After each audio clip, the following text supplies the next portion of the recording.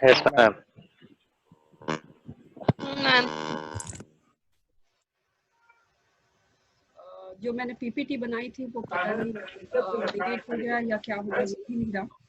खैर मैं शुरू करती हूँ। किसी को कुछ डाउट हो तो पूछिए, नहीं तो फिर क्लास शुरू करें।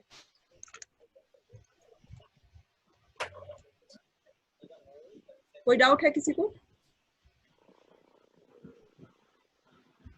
No, ma'am. चलिए, मुझे लग नहीं रहा कि आप लोग पढ़ रहे हैं। डाउट कैसे नहीं आ रहा है? मैं अपना क्लास काम शुरू करती हूँ।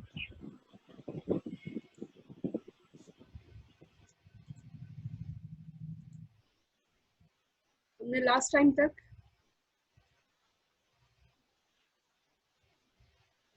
ऑब्जेक्टिव्स और प्रिंसिपल्स खत्म कर लिया था। अब हम लोग जो है सिलेबस में अगला जो है डिटर्मिनेंट्स ऑफ फॉरेन पॉलिसी हमें पढ़ना है।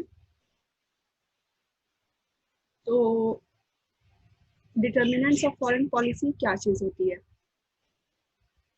फॉरेन पॉलिसी को जो डिसाइडिंग फैक्टर्स होते हैं कि कैसी फॉरेन पॉलिसी होनी चाहिए, क्या क्या फैक्टर्स जो है उसको प्रभावित करते हैं, उसे ही डिटर्मिनेंट्स कहते हैं।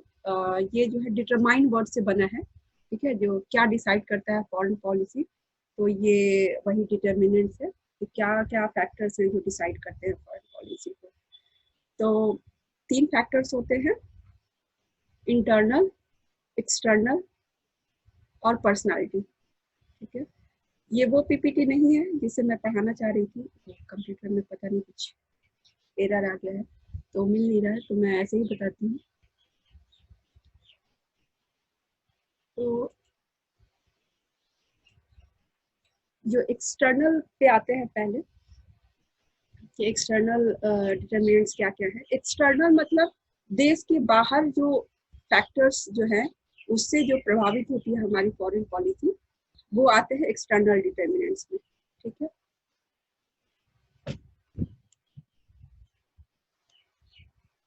और जो देश के अंदर जो फैक्टर्स होते हैं जो इन्फ्लुएंस करते हैं फॉरेन पॉलिसी को, तो इंटरनल डिटरमिनेंट्स में आते हैं। और पर्सनालिटी जो है, जो लीडरशिप की कैसी पर्सनालिटी है वो भी इन्फ्लुएंस करती है, वो आता है पर्सनालिटी में, ठीक है। तो ये 3 हो गया। तो हम शुरुआत करते हैं एक्सटर्नल से, ठीक है। तो एक्सटर्नल में कौन कौन से आते हैं?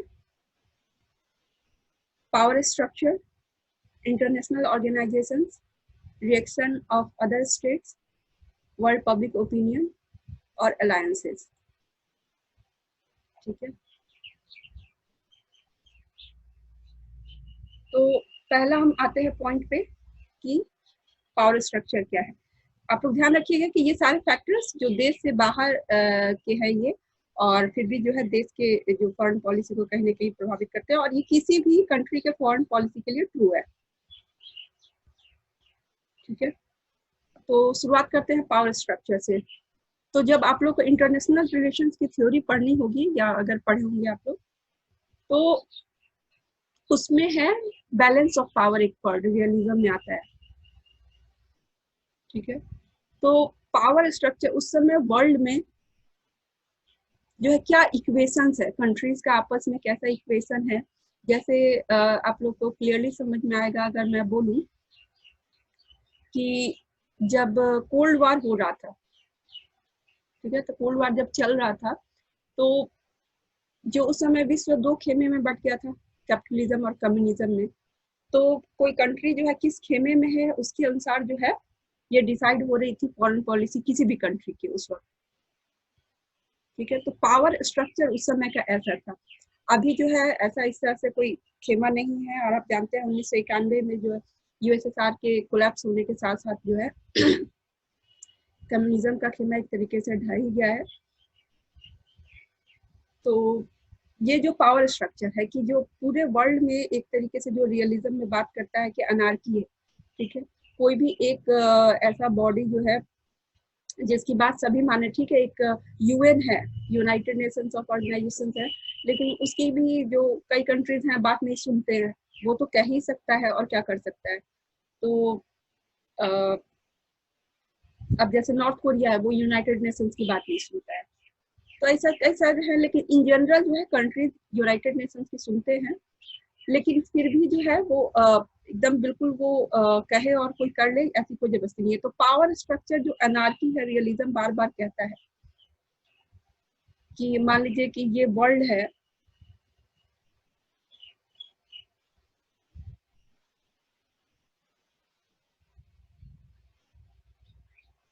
सब कुछ गड़बड़ है, ये सर्कल होना चाहिए था।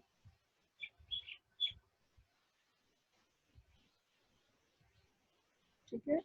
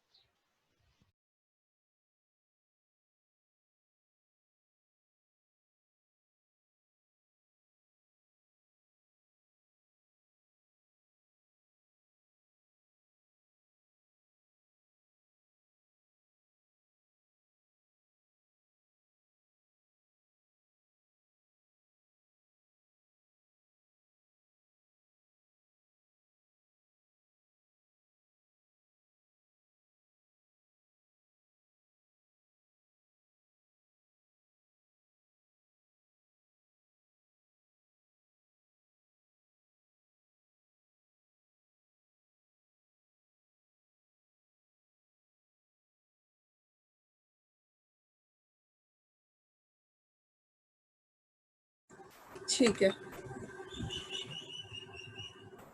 चलिए, सारी प्रॉब्लम्स आज ही आनी है। खैर, तो मैं बता रही थी कि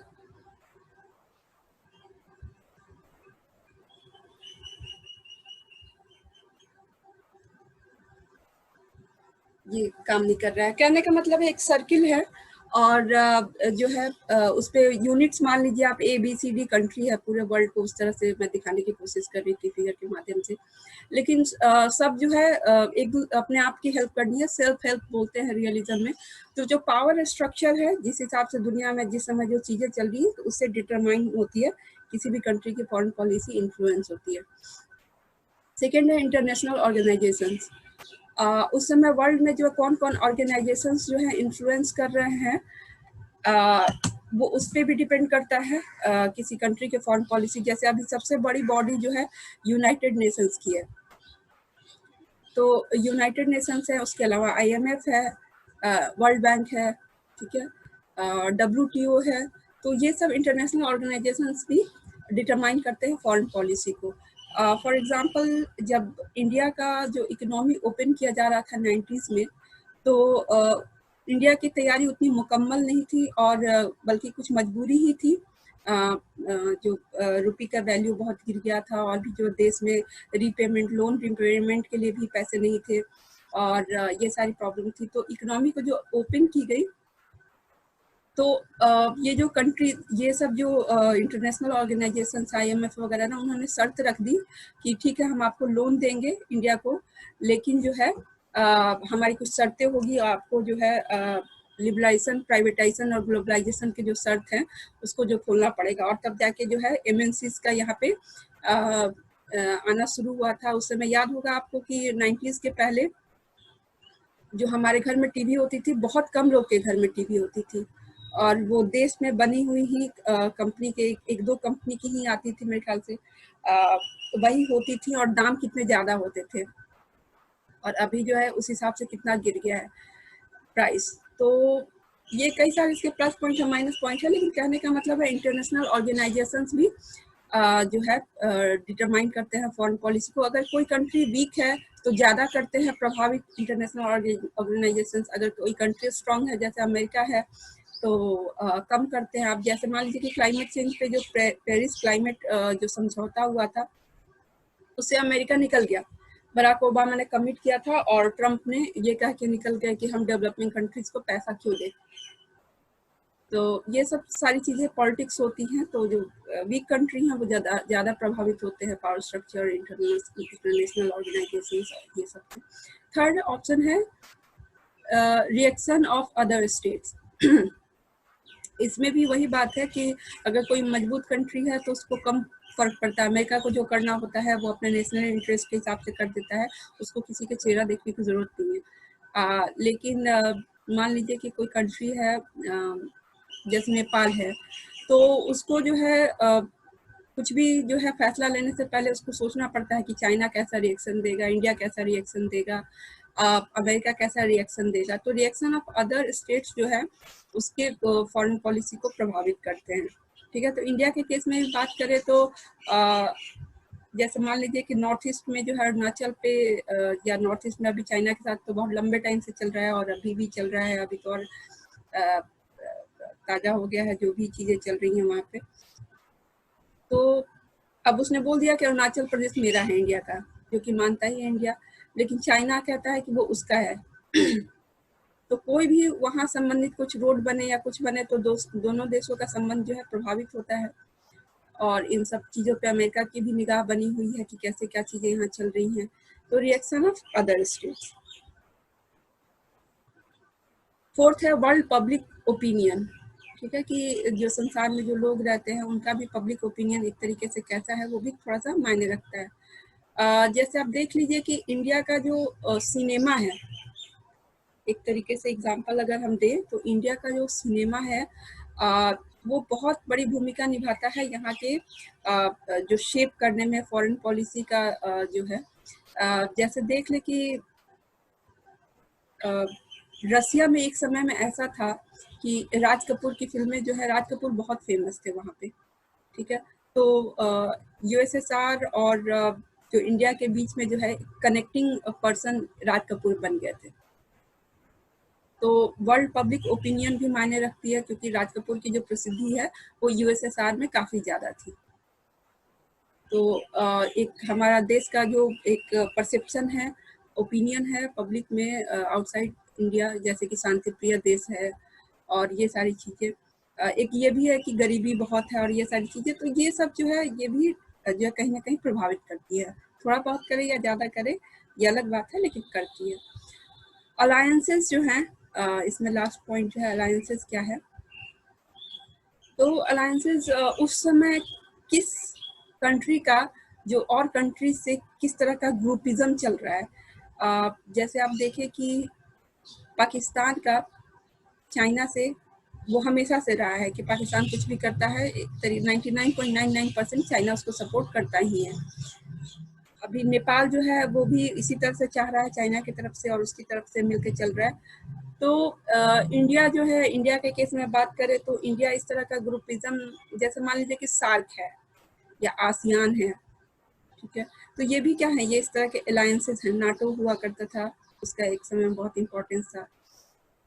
अभी एक नए ग्रुप अलायंस की बात चल रही है जिसमें क्वाड की बात चल रही है, जिसमें अमेरिका, इंडिया, ऑस्ट्रेलिया और जापान, ये चार जो हैं जो एशिया पैसिफिक का रीजन है वर्ल्ड मैप में आप देखें तो यहाँ पे शांति के लिए और यहाँ पे जो है खासकर चाइना को टक्कर देने के लिए, चाइना के जवाब के रूप में जो है कि चाइना का एकदम बहुत ज़्यादा जो इस तरह से बढ़ता जा रहा है, उस पर कहीं ना कहीं जो है कि अगर साथ में ये लोग नहीं आएंगे तो दिक्कत आ जाएगी। तो एक नया जो क्वाड की बात चल रही है, इसको आप लोग सर्च कीजिएगा, पढ़िएगा, क्वाड, QUAD। तो ये सारी चीज़ें हैं। तो ये सब जो है ये मोटा मोटी एक्सटर्नल डिटर्मिनेंट्स हैं जो किसी भी कंट्री के फॉरेन पॉलिसी को डिटरमाइन करते हैं। ठीक है, अगर किसी को कोई डाउट होगा तो चैट में पूछ लीजिएगा।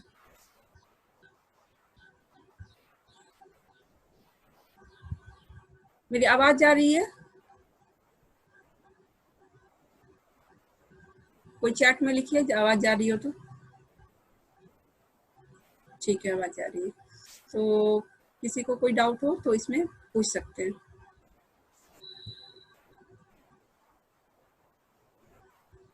ठीक है, एक्सटर्नल के बाद जो है हम लोग इंटरनल पे आएंगे।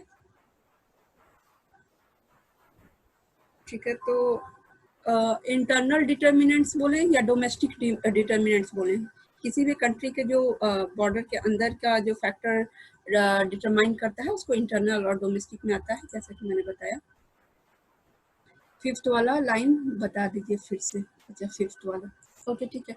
तो अलायंसेस अब अलायंस किस तरह से डिटरमाइन करता है, जैसे फिर कोल्ड वार के समय में ही अगर चले तो कौन से कंट्री किस खेमे में है, ये उस अलायंस जो है वो एक तरीके से कैपिटलिज्म और कम्युनिज्म का अलायंस मान सकते हैं। तो अलायंस जो है अलाई वर्ड से बना है, ALLY अलाई।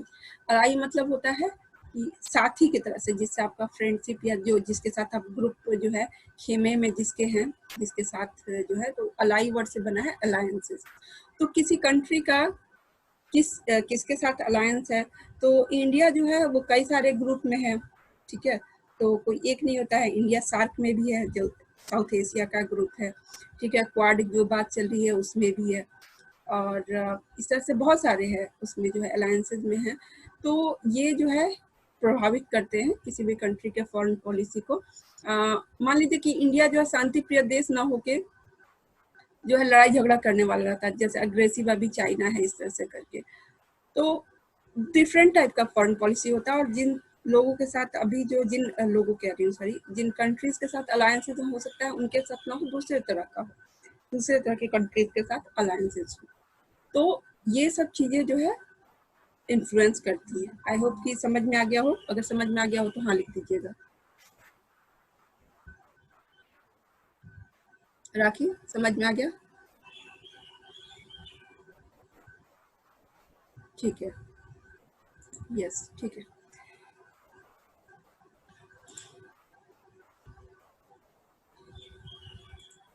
अब हम आते हैं इंटरनल डिटर्मिनेंट्स पे। तो इंटरनल डिटर्मिनेंट्स का भी मैंने पीपीटी बनाया था, वो पता नहीं क्या हो गया, अगली बार देख लेंगे हम। एक क्वेश्चन है, क्या जितने भी अंतर्राष्ट्रीय संगठन हैं वो क्या बैलेंस ऑफ पावर की भूमिका नहीं निभा रहे हैं जैसे शीत युद्ध में हो रहा था? देखिए, अंतर्राष्ट्रीय संगठन भी बिल्कुल बैलेंस ऑफ पावर में उनकी भी भूमिका होती है। अब जैसे मान लीजिए कि जितने भी इंटरनेशनल ऑर्गेनाइजेशंस हैं उनको प्रो कैपिटलिस्ट माना जाता है। प्रो कैपिटलिस्ट मतलब जैसे अमेरिका है, उसके पास बहुत पैसा है, पावर है, और वो बहुत ज़्यादा डोनेशन देता है जितने भी IMF है, वर्ल्ड बैंक है, और ये सब सारी चीज़ों में। तो कहीं ना कहीं जो है उसके वेलफेयर को, उसके कल्याण की बातों को, और जो कंट्रीज के सामने सर्व रखी जाती है या रिलेशन में, वो प्रभावित करते हैं।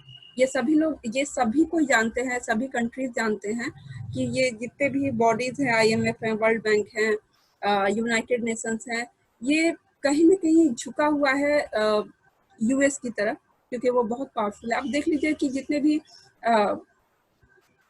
इंटरनेशनल बॉडीज हैं, इंटरनेशनल ऑर्गेनाइजेशंस हैं, उनका हेडक्वार्टर कहाँ है? अधिकतर वेस्ट में है, और उसमें भी अमेरिका में।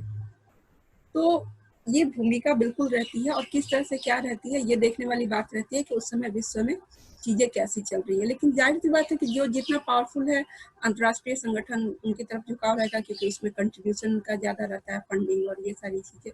तो कहीं ना कहीं उनकी हितों का ध्यान रखना पड़ता है अंतर्राष्ट्रीय संगठन को भी। ठीक है, मेरे ख्याल से समझ में आ गया होगा। अगर नहीं समझ में आया है तो ना लिखे, अगर समझ में आ गया तो हाँ लिखते हैं। मनोज कुमार।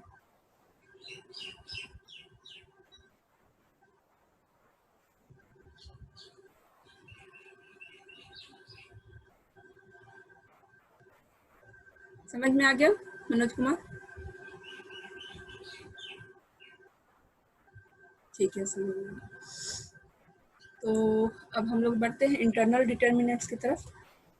तो इंटरनल डिटर्मिनेंट्स जो हैं आप नोट कर सकते हैं कौन कौन सा है। पीपीटी में तो उड़ गया है अभी।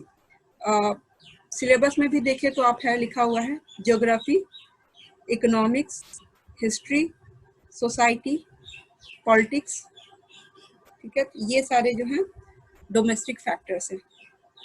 हम एक एक करके इन सबको देखेंगे। तो आते हैं सबसे पहले ज्योग्राफी में। देखिए, कौन कंट्री जो है वर्ल्ड में कहाँ सिचुएटेड है, उसकी पोजीशन क्या है। जैसे इंडिया की बात करें तो इंडिया कहाँ पड़ता है वर्ल्ड में? एशिया में। और जो है वो उसका काफी भाग जो है एक तरीके से तीन तरफ से वो समुद्र से घिरा हुआ है। तो इसके अधिकतर फायदे ही हैं। जैसे मान लीजिए कि नेपाल लैंडलॉक्ड कंट्री है, तो उसको पोर्ट के लिए इंडिया पे डिपेंडेंट रहना पड़ता है। तो किसी भी कंट्री को अगर समुद्र का एक्सेस है तो वो उसके लिए, उसके इकोनॉमी के लिए अच्छी बात मानी जाती है। तो कहाँ पे वो कंट्री सिचुएटेड है, ये बहुत मायने रखता है। ठीक है, और नेपाल के एग्जाम्पल से आप लोगों को क्लियरली समझ में आ रहा होगा कि ज्योग्राफी का क्या मायने रखता है, कि कहाँ सिचुएटेड है। तो इंडिया इस सेंस में जो है लकी है कि जो जिस सिचुएशन पे है उसमें इंडिया का, उसको काफ़ी एडवांटेज मिलता है। एक नेगेटिव पॉइंट की बात करें तो याद होगा आपको कि जो अटैक हुआ था 26/11 का मुंबई पे, तो जो अटैक करने वाले आए थे वो समुद्री रास्ते से आए थे। ठीक है, तो समुद्री रास्ते से जो है वो नज़र उस समय कम उस पे रहता था और रोड पे ज़्यादा रहता था कि जो है कोई आतंकवादी और इस तरह से आने का, तो इसका फ़ायदा उन्होंने उठाया। अब तो खैर सुरक्षा मजबूत कर दी गई है और ज़्यादा मजबूत कर दी गई है समुद्र में, लेकिन ये एक आध माइनस पॉइंट भी है, लेकिन जनरली प्लस पॉइंट होता है जैसे समुद्र का एक्सेस है या जो भी। दूसरा, उसके नेबरिंग कंट्रीज कौन है ज्योग्राफी में, जैसे कि चाइना है, नेपाल है, बांग्लादेश है, पाकिस्तान है, अफगानिस्तान है, श्रीलंका है। तो ये भी जो ज्योग्राफी की देन ही है कि आपके पड़ोसी कौन है, ये आप चुन नहीं सकते। वो ज्योग्राफी के कारण जो है आप किससे बॉर्डर शेयर करते हैं, तो वो ऐसे ही ज्योग्राफी के कारण आपको वैसे ही मिलता है। तो अगर यही मान लीजिए कि चाइना हमारा नेबरिंग कंट्री नहीं रहता तो हम ज़्यादा पीसफुल तरीके से रह सकते थे, लेकिन चाइना के जो वो इतना एग्रेसिव रहता है अपने बॉर्डर्स को लेके कि वो हमारे लिए परेशानी का सबब बना हुआ है, ये आप अच्छी तरह जानते हैं। तो एक जियो पॉलिटिक्स भी बोलते हैं, एक वर्ड आप आगे पढ़ेंगे जानेंगे कि कभी भी आप इंटरनेशनल रिलेशंस पढ़ें तो जियो पॉलिटिक्स बहुत मायने रखता है। उसका मतलब यही है कि ज्योग्राफी में, ज्योग्राफी का क्या इन्फ्लुएंस कैसे करता है फॉरेन पॉलिसी को, पॉलिटिक्स को पूरे वर्ल्ड में, तो उसको बोलते हैं जियो पॉलिटिक्स। ये बहुत इंपॉर्टेंट वर्ड है, इसको ध्यान रखिएगा आप लोग। तो मेरे ख्याल से ज्योग्राफी का समझ में आ गया होगा इम्पोर्टेंस। दूसरा है इकोनॉमिक्स। किसी देश का उस समय क्या आर्थिक स्थिति है, ठीक है, तो ये भी इन्फ्लुएंस करता है। मान लीजिए कि मैं बार बार वही कह रही हूँ कि अगर कोई कंट्री कमजोर है, कमजोर से क्या मतलब है कि इकोनॉमिकली कमजोर है, तो अगर उसका इकोनॉमिक्स, उसका जो इकोनॉमिक स्थिति ठीक नहीं है, तो जो है उस पर और कंट्रीज हावी होने की कोशिश करते हैं। तो यही देख लीजिए आप कि इंडिया को जो है जब देश आज़ाद हुआ था तो कई सारे कंट्रीज जो है हावी होने की कोशिश करते थे और हमें जो है उनका मुंह ताकना पड़ता था। लेकिन अभी जो है, जो धीरे धीरे हम लोग सेल्फ डिपेंडेंट होने की तरफ काफ़ी चीज़ों में आत्मनिर्भर हो गए हैं। जैसे फूड सिक्योरिटी के मामले में ही, जब ये क्या नाम है, जवाहरलाल नेहरू के बाद जो प्रधानमंत्री बने थे, शास्त्री जी के समय में, और उसके बाद इंदिरा गांधी आई थी, तो खासकर शास्त्री जी के समय में ऐसा हो गया था कि हमारे पास अन्न की कमी हो गई थी। ठीक है, तो ये बहुत बड़ा प्रॉब्लम है कि देश की आबादी जो है भूखे पेट क्या होता है, कुछ नहीं होता है। तो उन सब मामलों में जो है फिर वो दूसरे कंट्री जो है, अमेरिका ने जो है अन्न दिया हमें, लेकिन शर्तें भी कुछ रखी और इतना घटिया क्वालिटी का जो है उसने अन्न दिया था और ये सारी चीज़ें। तो ये जो चीज़ है इकोनॉमिक्स, तो ये भी मायने रखता है। अब इंडिया पहले से जब आज़ाद हुआ था उसके कंपैरिजन में तो कम से कम अब ज़्यादा समृद्ध है और टॉप 5 इकोनॉमी के अभी वर्ल्ड इकोनॉमी में वो है इंडिया। तो ये सब चीज़ें भी डिटरमाइन करती है कि किसी कंट्री का उस समय आर्थिक हालात कैसे हैं, आर्थिक स्थिति कैसी है, ये डिटरमाइन करता है उसके फॉरेन पॉलिसी को। अब जैसे देख लीजिए कि हम मजबूत हो गए हैं, तो देखिए पंचशील से जो है हमने पंचामृत जो है, जो कि ज़्यादा असर्टिव है, मैंने पढ़ाया था, तो ये भी कहीं ना कहीं इकोनॉमिक्स का, इंडिया का बढ़ते हुए कद का परिणाम है। तीसरा डोमेस्टिक फैक्टर है इकोनॉमिक्स, सॉरी हिस्ट्री, इकोनॉमिक्स के बाद। तो हिस्ट्री कैसे जो है वो इन्फ्लुएंस करती है।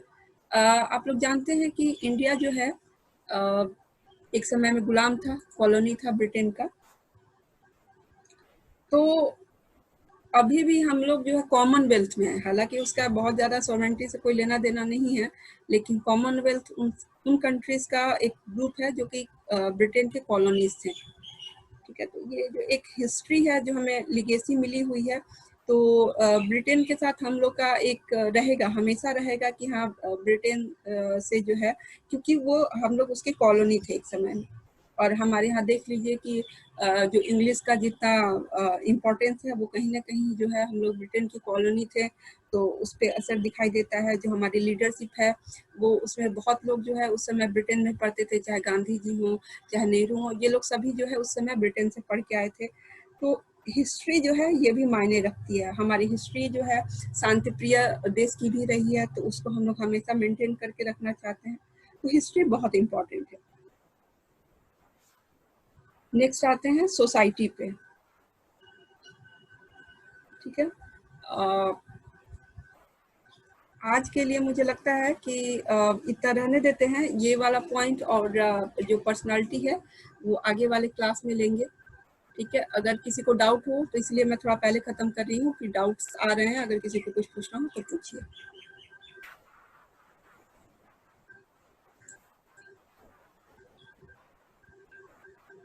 मैं अनम्यूट करने का प्रोसेस कर रही हूँ, आप लोग अपनी तरफ से अनम्यूट कर सकते हैं। समझ में आया? Yes ma'am. Yes,